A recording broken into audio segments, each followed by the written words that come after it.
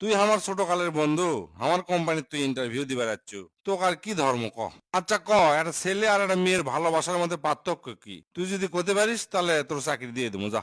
শোন, ইনকা করতে কর পারবো না, তোকে একটা গপ্প কই তাহলেই বুঝতে পারবো। ঠিক আছে, ক শুনি। একটা ছেলে পাখি একটা মেয়ে পাখি পাশাপাশি দুইজন বসে আছে।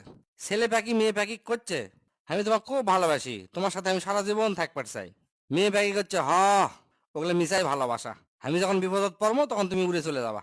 এই কথা শুনে ছেলে পাখির সাথে সাথে আর দুই ডানা ভেঙে দেয়, দিয়ে কয়, দেখো তোমার জন্য ডানা ভাঙছি, আর কুটিও যাবো না, তোমার কাছে থাকবো।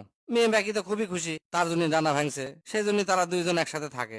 অনেক দিন চলে যায়। হঠাৎ একদিন আবহাওয়া খুব খারাপ, যেহেতু ওরা গাছের উপর বাসা বেঁধে আছে, হালকা বাতাস হচ্ছে, মনে হচ্ছে চরম ঝড় তুফান হবে। ঠিক সেই সময় ছেলে পাখি করছে, তুমি তো উড়বার পারো, তুমি কোন জায়গায় চলে যাও, আমি এটি থাকি, দেখি কি হয়। এই কথাটা করার সাথে সাথে ওই মেয়ে পাখিটা উড়ে চলে যায়, কিন্তু ওই ঝড় তুফান আর আসে না। হালকা বাতাস হতে হতে আস্তে আস্তে থেমে যায়।